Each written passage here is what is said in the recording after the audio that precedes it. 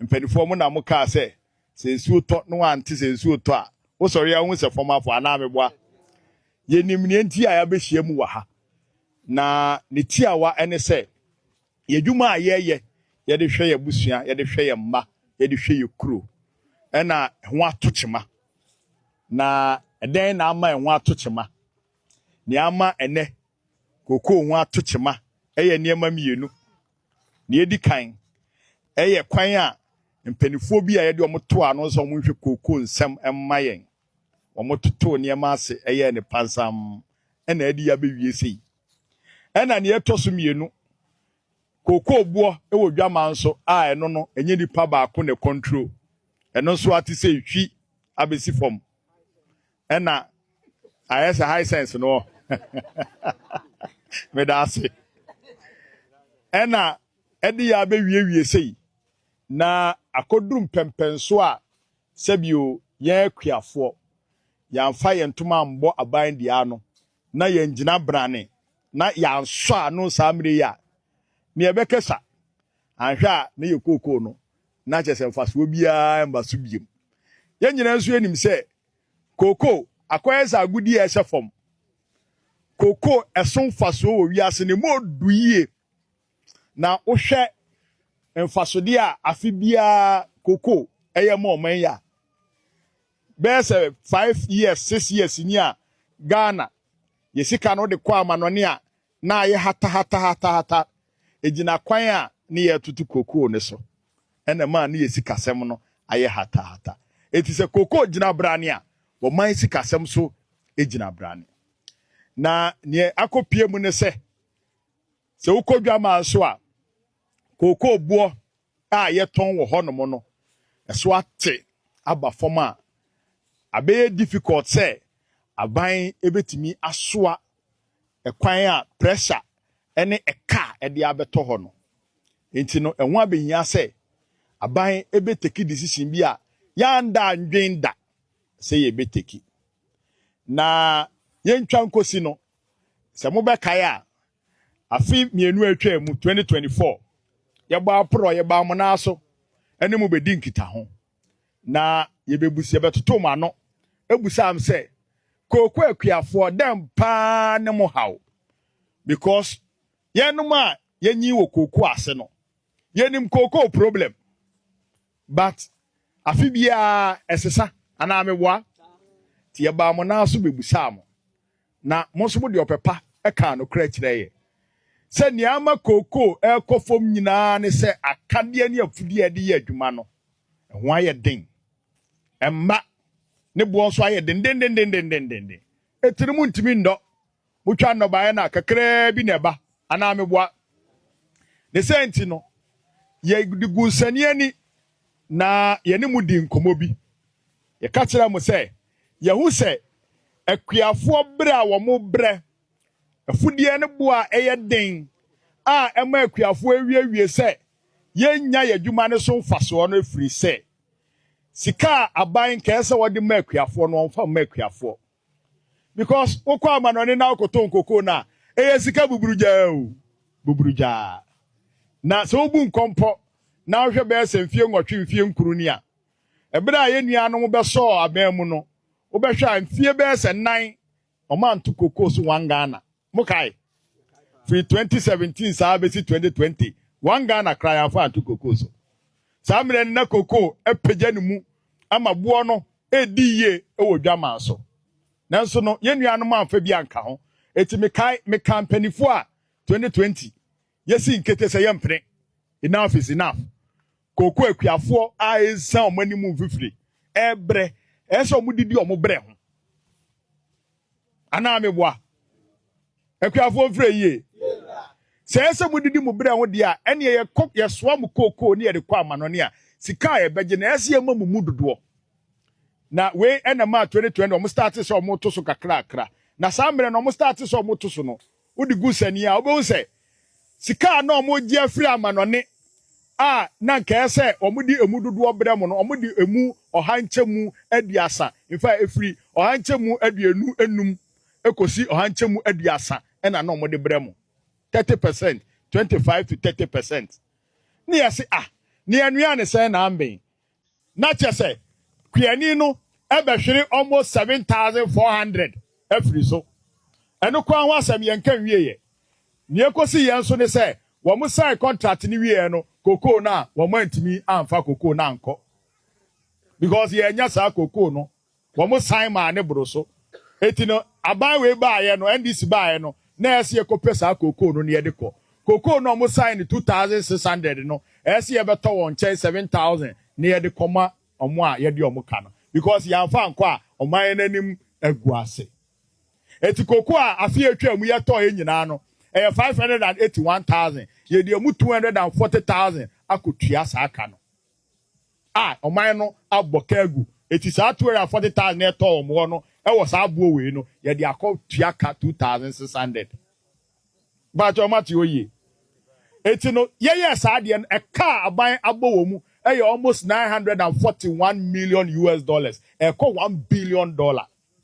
$1 billion no the back ene sikema Ghana sikema about 10 to 11 billion Ghana cedi e ko ya to egu ese aban e ko hwehwe sa sika no no de ko hye ho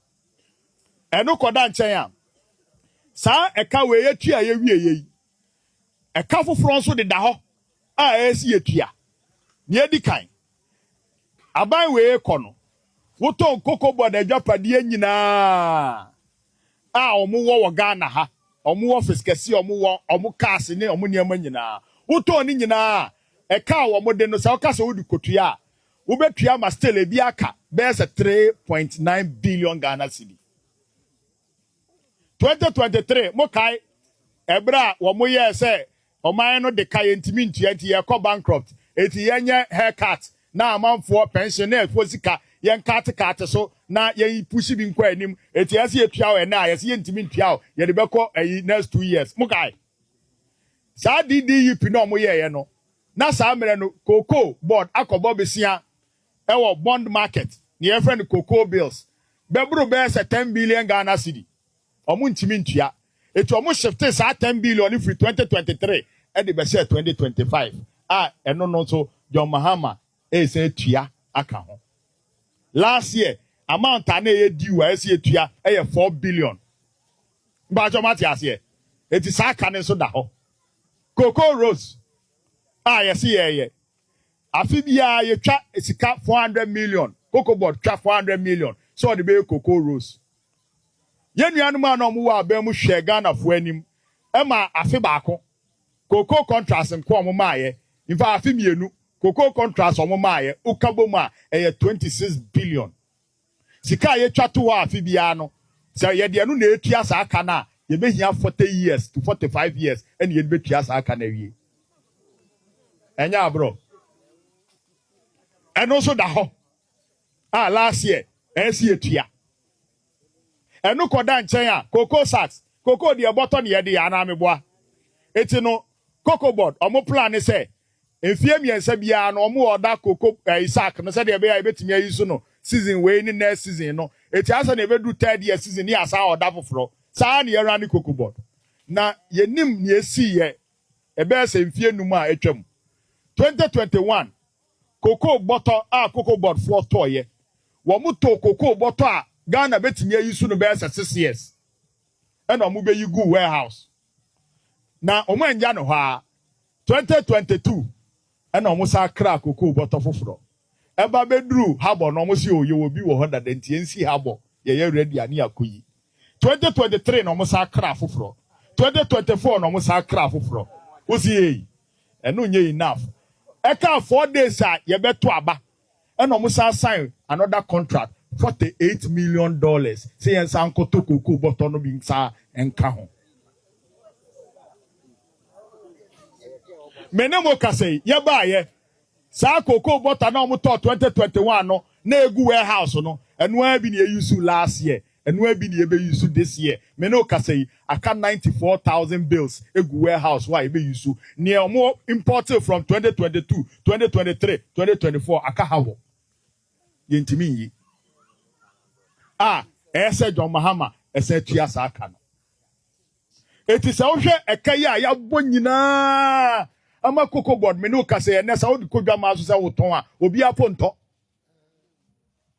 because omo equity equity omo wo nyina wo ton kra still wo de ka womo ne obroni frɛ no current liabilities e ka ese omo tua na immediately jaso there's a 20.2 billion ukofa wen ena fofi nso anto ata ena ebo ne nso asan ati odwama nso na kyese ese yetimi ebo aboso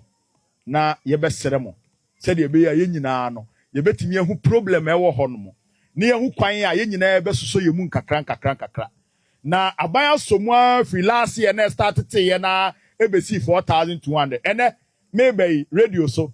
ene price ewo dwama so $3,100 na kyese muntie ni yo se ene udi koko dwama so a na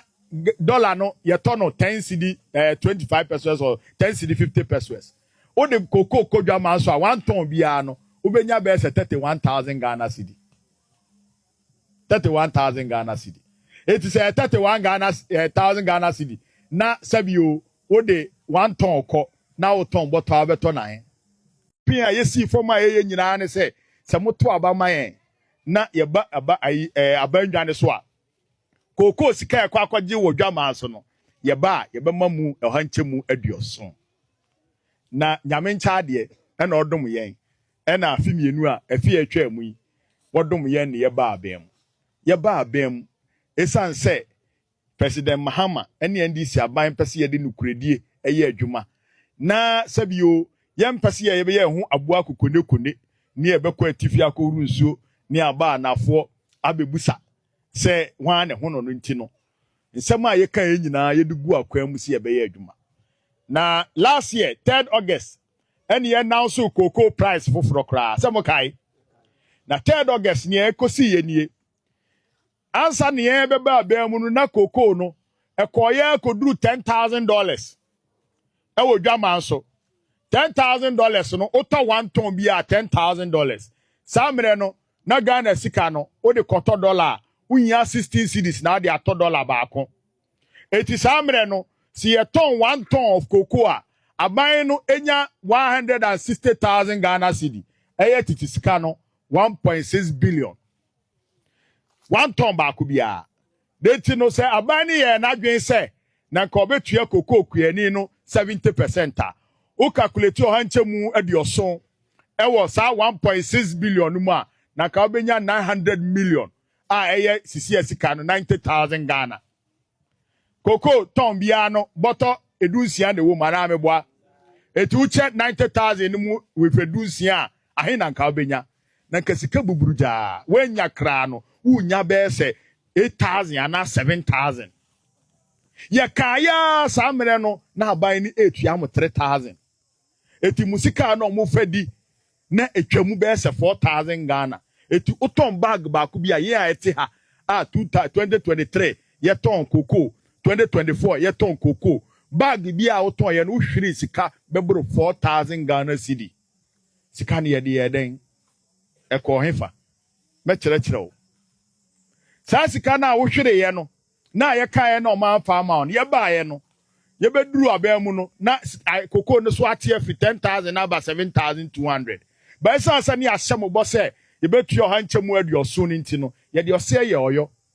3rd August ene ye calculate ye hu se 7,200 sa time no na cedi no ejina brane eti cedi rigina brane nti no koto dollar na unya 10 cedi 50 pesos ena wo de ato so what the 10 cedi 50 pesos no calculate 7,200 na unya be se 75,000 Ghana cedi titisika no 750 million ana ameboa so calculate 70% of sasika na around 50 something thousand eti no ye calculate ya ye de 16 no edunsia ne chemu wie no ye hu se bag ba ku bia ye betimi aton no 3,200 ene ya announce on the 3rd August muntie aban a oka no kre bosome baako ene ye hu se cedi no emu ago kakra eti sisi akoto dollar na 11 cedi 50 pesos na ke betimi atrase ayedin ayemfio and yes I ye the 11 cedi no as I calculate 4th October and yes I be announce a new price 3,625 aba indi no kure that was the first time a long time Ghana history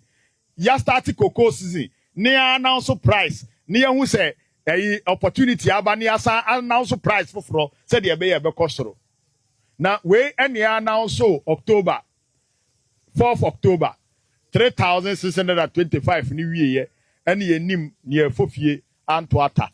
na ne ekoka ema eje kirede na chese sika no dwama so koko no a start it to say high sense no hwi